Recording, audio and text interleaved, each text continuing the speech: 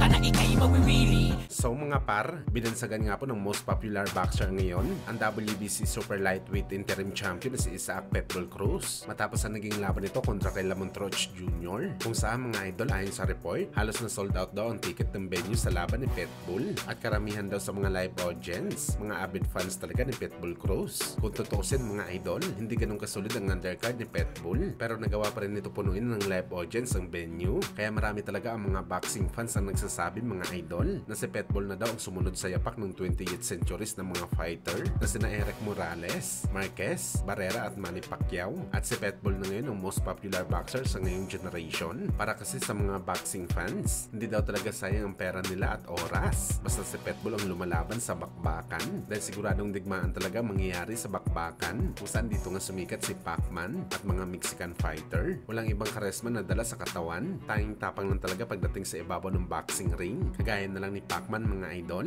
na hindi naman mabungangan na fighter para magpapansin sa mga fans at makilala. Binild up talaga ni Pacman ang kanyang sarili kung paano nito makipaglaban sa ibabaw ng boxing ring. Kaya hanggang sa ngayon mga boss, matindi pa rin ang guts ni Pacman sa mga boxing fans. At ina-expect natin mga idol na ito din talaga makukuha ni Pitbull, dahil isa itong tunay na mandirigma pagdating sa bakbakan.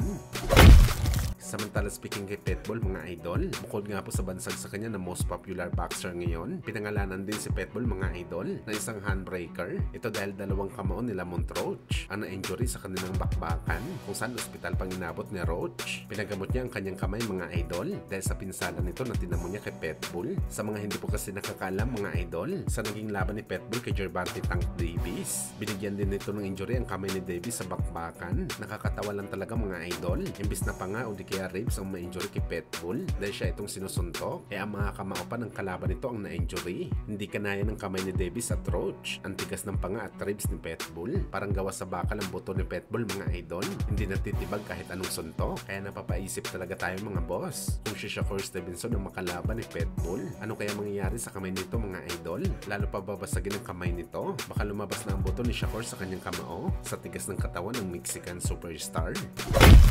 Sa kabilang banda naman mga idol, halos isang linggo na lang nga po, mangyayari na ang title fight sa pagitan ng ating Filipino Flash Nonito Donaire Jr. kalaban ng Hapones na si Seiya Tsutsumi. Kung saan mga idol, hanggang sa ngayon nasa Pinas pa rin si Donaire, posposan pa rin ang ensayo nito sa laban niya kay Seiya Tsutsumi. At kung makikita natin mga idol, sa latest na sparring ni Flash, nagmistulang halimaw ito mga idol. Indikasyon talaga ito mga boss, na maganda talaga ang naging training camp ni Flash para sa laban na to. Kaya mag-expect talaga tayo mga idol ng halimaw na Donaire sa gabi ng laban. Kahit meron pa itong edad na 43 anyos na, suportahan natin ang laban ni Flash mga idol. Siguradong history ito para sa Pilipinas kapag nanalo ito sa bakbakan.